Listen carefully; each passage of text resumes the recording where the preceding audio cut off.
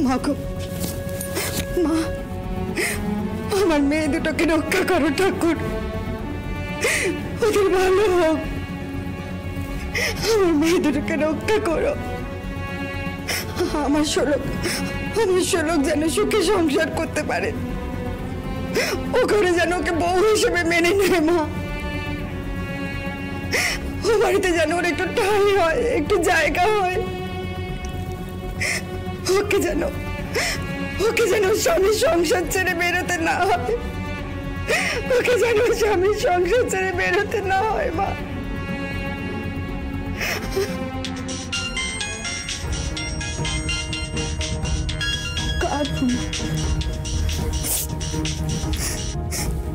কে বলছেন? আঁচল বলছি, আঁচল মুখার্জি। আগে নমস্কার নেবেন মেম সাহেব, বলুন কি খবর? মেম সাহেব বলছো, তার মানে তুমি জানো তোমাদের স্ট্যান্ডার্ডটা কি, তোমার ক্লাসটা কি, তাই না? তুমি সামান্য একজন মজুর, আমাদের কোম্পানির হয়ে কাজ করো। তোমার মেয়েরা আমাদের কোম্পানির হয়ে কাজ করে মজুরের মতো, জানো তো? আগে এসব কথা কেন বলছেন? বলছি তার কারণ আছে, তুমি আর তোমার মেয়েরা দিন মজুরের মতো আমাদের কোম্পানির হয়ে কাজ করে হাত পেতে টাকা নাও। সেরকমই একটা দিন মজুরের বাড়ি থেকে হঠাৎ করে আজকে একটা মেয়ে শাখা সিঁদুর পরে বউ বেশে আমাদের মুখার্জি বাড়িতে বউ হয়ে প্রবেশ করলো। বুঝতে পারছো তুমি কি বলতে চাইছি? বুঝতে পারছো তুমি? পারুল, তুমি তোমার মেয়েকে এখান থেকে নিয়ে চলে যাও, কিন্তু তুমি তোমার মেয়েকে এখান থেকে নিয়ে, নইলে কিন্তু জমিনহাটায় অগ্নিকাণ্ড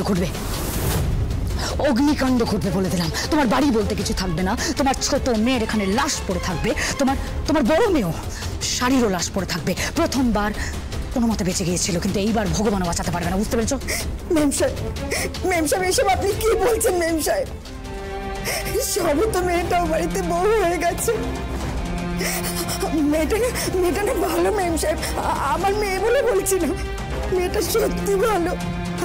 আর আপনাদের বাড়ির ছেলে ওকে ভালোবেসে বিয়ে করে নিয়ে গেছে। আমি বলছি আমার মেয়ে কিন্তু প্রথমে রাজি হয়নি, আপনি আমার কথা বিশ্বাস করুন। তাই চুপ করো, চুপ, কোনো কথা বলবে না, আর একটা কথা বলবে না। তোমার মতো মহিলাদেরকে আমি খুব ভালো করে চিনি পারুল। অর্থ দেখেছো না, আমাদের পয়সা দেখেছো না, টাকা চাইতো, সেই জন্য আমার ভাইটাকে ফাঁসানো হয়েছে। ফাঁসিয়েছো তুমি, ফাঁসিয়ে নিজের মেয়েকে বিয়ে দিয়ে এই বাড়িতে পাঠিয়েছো। তুমি কি জানো, তোমার কোনো আইডিয়া আছে কতটা অসম্মান হয়েছে আমাদের? কতটা অসম্মানিত হয়েছি এই পাওয়ার ইন্ডাস্ট্রিজের আঁচল মুখার্জি, প্রিয়দর্শিনী মুখার্জি, গায়ত্রী দেবী, কতটা অসম্মানিত হয়েছি সবার সামনে আমরা। কত গেস্ট এসেছিল বাড়িতে জানো তুমি? কোনো ধারণা আছে তোমার? আছে? জানো কত সেলিব্রিটি ফিগার এসেছিল, কত পলিটিক্যাল ফিগার এসেছিল এখানে, দেশ বিদেশের কত নাম করা গণ্যমান্য ব্যক্তিরা এসেছিল আমাদের বাড়িতে। জানো তুমি তাদের সামনে কতটা অসম্মানিত হতে হয়েছে আমাদেরকে? কোত্থেকে একটা মেয়ে, একটা দিন মজুরের বাড়ির মেয়ে আমাদের বাড়িতে নাকি বউ হয়ে ঢুকেছে, আর যেই মেয়েটার সাথে আমার ভাইয়ের বিয়ে হওয়ার কথা ছিল, সেই রানী, সে লগ্নভ্রষ্ট হয়ে চলে গেছে এই বাড়ি থেকে। বাট একটা কথা মাথায় রাখবে, ওই রানী কিন্তু এই বাড়িতে আসবে, আর তখন সেই কারণে যদি তোমার মেয়েকে মরতে হয় না, আমার কোনো আফসোস নেই। কথায় বলে ভাগ্যবানের বউ মরে। মেম সাহেব, আপনি অনেকক্ষণ ধরে এসব কথা বলে যাচ্ছেন। আমার মেয়েকে মেরে ফেলা হতো সহজ নয়। আমি মা, আমি বলছি আমার মেয়ের কিচ্ছু হবে না, আমার মেয়ের। ওপরওয়ালা আছেন, আমার মেয়ের কিচ্ছু হবে না আমার মেয়ের। আঁচল, ফোনটা আমাকে দাও।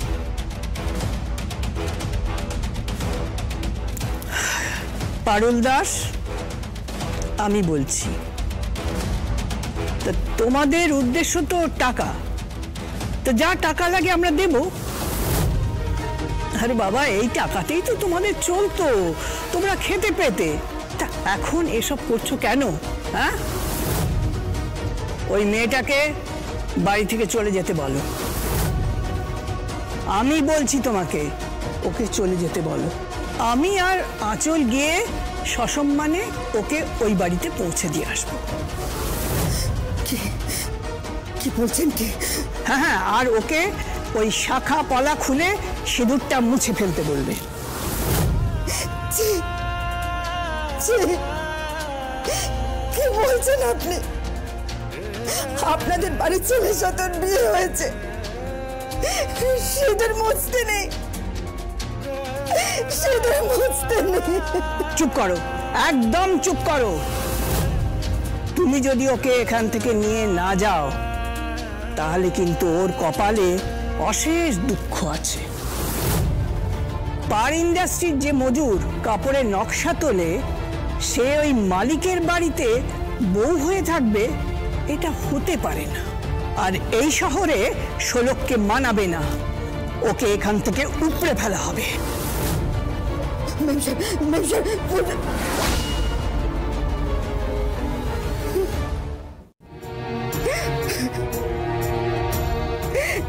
কেটে দিল।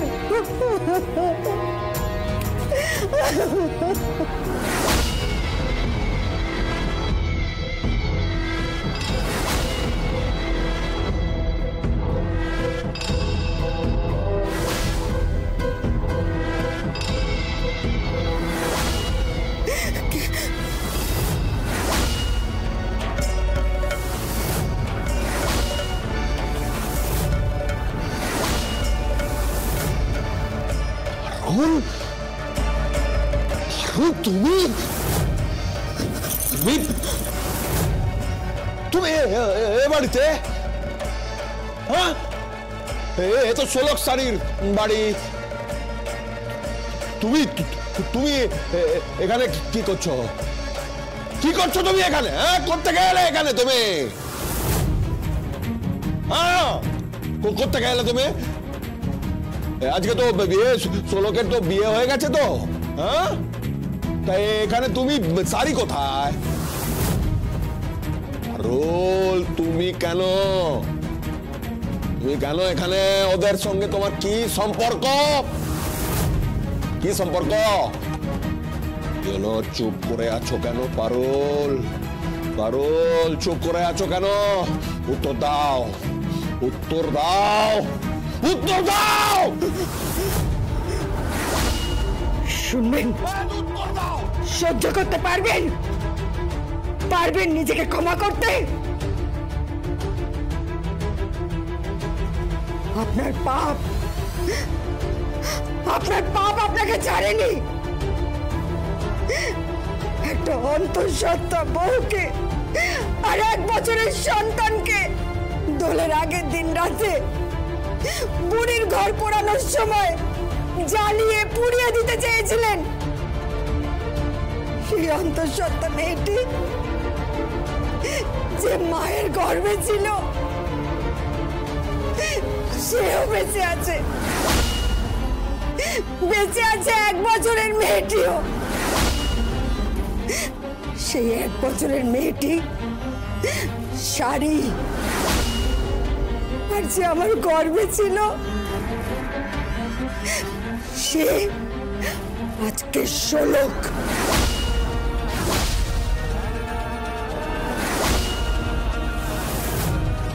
পারুল, তুমি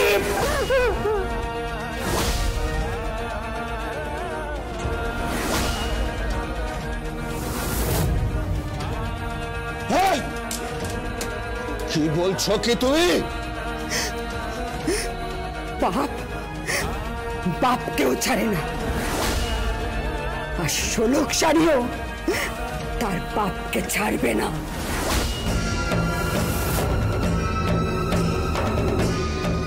হতে পারে না, কিছুতেই হতে পারে না, কিছুতেই হতে পারে না, না।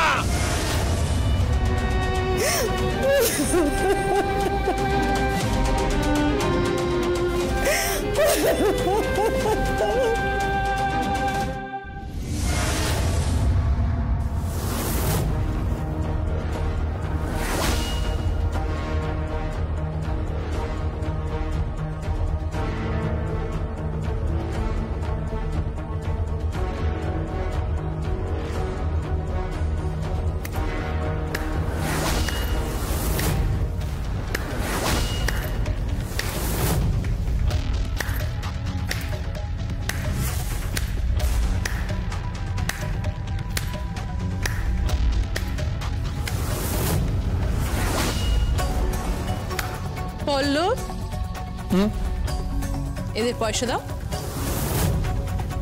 পয়সা মানে? পয়সা পয়সা মানে পয়সা, ওদের পয়সাটা দাও বললো।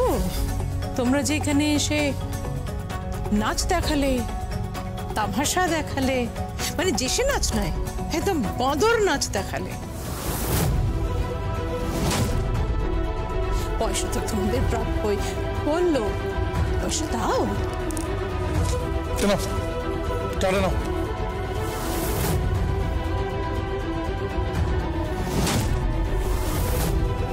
টাকাটা নিয়ে এখান থেকে মানে মানে কেটে পড়ো, না হলে লাশ পড়ে যাবে। আপনি হুমকি দিচ্ছেন? হ্যাঁ দিচ্ছি। শুধু হুমকি কেন, পয়সা দিচ্ছে। দেখো পয়সাও দিচ্ছে। আরে তোমরা এখানে এসে যে সার্কাস করলে, সার্কাস মানে বুঝো তো? তোমাদের গ্রামে কি বলে? মাদারির খেলা।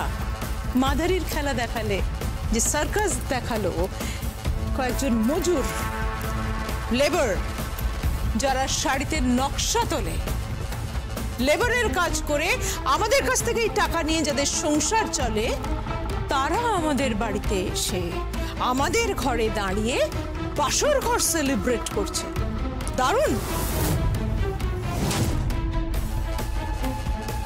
বেরিয়ে যাও, এই মুহূর্তে এখান থেকে বেরিয়ে যাও। Get out. ভদ্রভাবে কথা বলুন। এই গলা তুলে নাও, গলা নামিয়ে কথা বল। পল্লবীদের ঘাড় ধাক্কা দিয়ে এখান থেকে বার করে দাও। কোথা না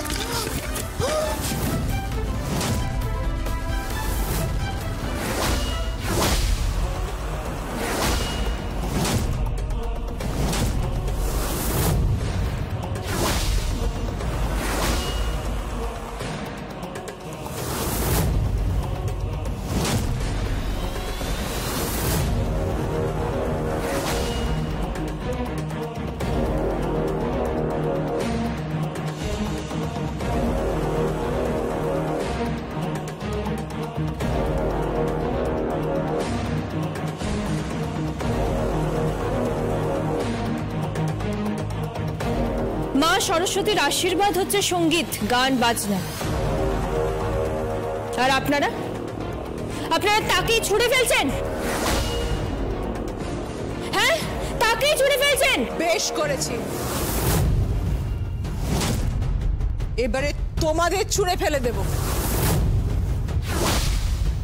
সিকিউরিটি, সিকিউরিটি। হ্যাঁ ম্যাডাম। সব কটাকে ঘাড় ধাক্কা দিয়ে এখান থেকে বার করে দাও। এই চলুন, চলুন আগে।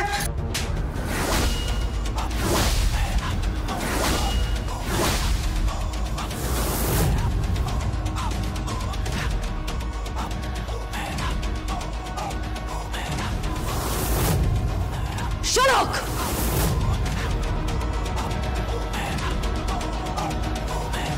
তোমার এত বড় সাহস, তুমি আমাদের সিকিউরিটির গায়ে হাত তোলো? দাঁড়াও, এখনই থানায় ফোন করবো। আমার স্ত্রীকে অপমান করলে, আমাদের আত্মীয়দের অপমান করলে এক দুটো চর তো উঠতেই পারে, তাই না দিদি? সার্থক, তোমার কি মাথাটা তো খারাপ হয়ে গেছে নাকি? হ্যাঁ, তোমার তো মস্তিষ্কের সুস্থতা নিয়ে আমার যথেষ্ট সন্দেহ আছে। তুমি কি বলছো কি এসব? হ্যাঁ, এইসব কাদের ধরে নিয়ে এসছো? এরা কি নাচনে वाली না বাজানে वाली?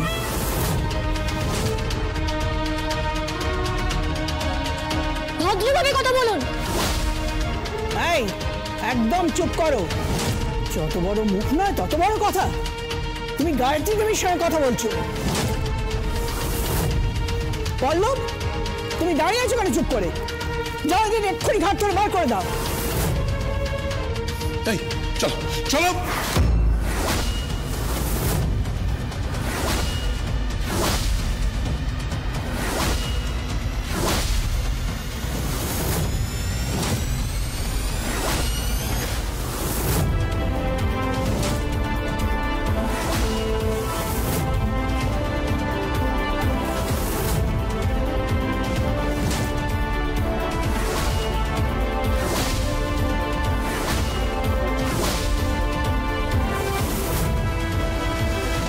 গায়ে হাত দিতে নেই, এইটুকু সভ্যতা বা ভদ্রতা কি আমাদের মামা শেখেননি?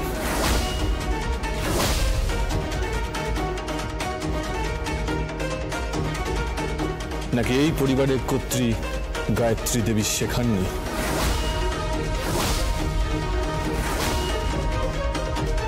সঞ্জয়, তুমি তুমি বলছো? হ্যাঁ, ঠিক বলেছে ও, একদম ঠিক বলেছে। ওরা ওরা যারা যারা আছে প্রত্যেকে আমাদের অতিথি, আমাদের গেস্ট। আমার স্ত্রী, আমার বড়শালী শাড়ি। সঞ্জয়, প্রত্যেকে যেন এখান থেকে আজকে পেট পুড়ে খেয়ে যেতে পারে, এটা তোর দায়িত্ব। তারপর এদের সবাইকে সসম্মানে গাড়ি করে যেন গ্রামে পৌঁছে দেওয়া হয়। আমি আমি ক্ষমা চাইছি তোমাদের সকলের কাছে, আমি ক্ষমা চাইছি। I'm really sorry. আপনারা আসুন, খাবেন, আসুন। মাফ করবেন, গলা দিয়ে আর এই পরিবারের কোনো খাবার নাপবে না।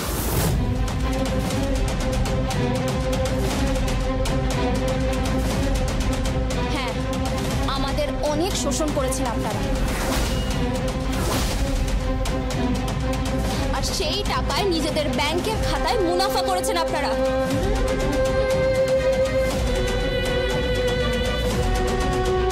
এত অপমান, এত বড় অপমানের পর আপনি খেতে বলছেন? আপনারা এই ঢোলটা ছুঁড়ে ফেলে দিলেন। আপনারা কি মানুষ? এরপর আপনাদের বাড়িতে খাওয়া অসম্ভব। ভেবেছিলাম ষোলকের শ্বশুরবাড়ির লোকজন ভদ্র, কিন্তু না, পুরোটাই খোগলা।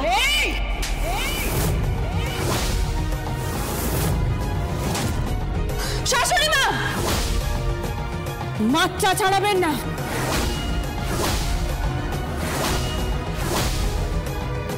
আপনি গায়ে হাত তুললেন কেন? বেশ করেছি, একটাও যদি কথা বলো তাহলে তোমার গায়ে হাত তুলবো। এই ভুল করবেন না। আমি নন্দিনী নই, আমার এই হাত শুধু নকশা তোলে না,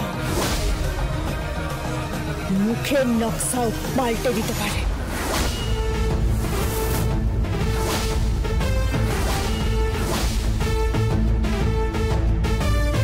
তোমার এত বড় স্পর্ধা, তুমি আমার মমকে থ্রেট করছো? করতে দাও। দুদিন বই তো নয়, 2 দিনের মধ্যে আমি ওকে জমিন হাটায় পাঠাবো। যদি না পাঠাতে পারি, আমার নাম পল্লব নয়।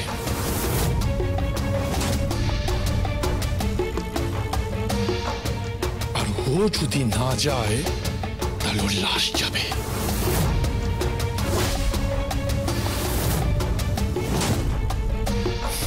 চলো। দাঁড়ান চকরি বাবা। কি? এই ষোলক মুখার্জি যদি সার্থক মুখার্জি চায়, এখানেই থাকবে, এখানেই ভাত কাপড় হবে, এখানেই বউ ভাত হবে, এখানেই ফুলসজ্জা হবে, এখানেই আমরা 2 বোন মাথা উঁচু করে ব্যবসা করব, এখানে এই পার ইন্ডাস্ট্রিজের বিরুদ্ধে আমরা লড়াই করব, এখানেই এই শহরের বুকে আমরা আমাদের স্বপ্নকে বাস্তব করব,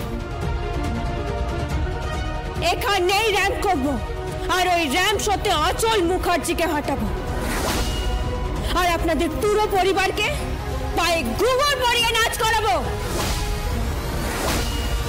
এই অসভ্য অভদ্র একটা মেয়ে, কোনো ম্যানার্স জানে না, এটিকেট জানে না। চুপ করো, বেরিয়ে যাও এখান থেকে। Get out. ওদের কথায় কান দিও না শাড়ি।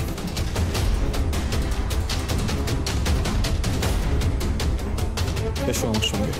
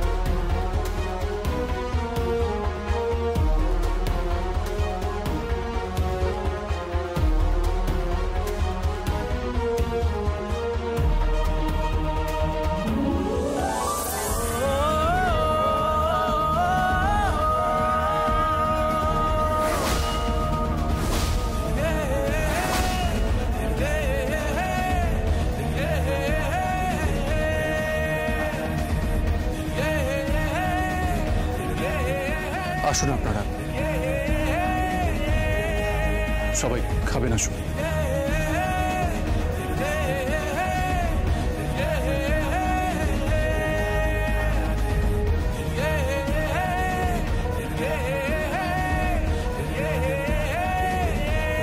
এ বাবলা গাছের চারা বাড়তে দিলেই এবারতে মুশকিল। হ্যাঁ, আঁচল ওকে বিদে করো, নইলে ঘরও যাবে বাইরেও যাবে। মানে মানে অফিসও যাবে, কোম্পানিও যাবে, পার ইন্ডাস্ট্রি ওরা ঢুকে হবে।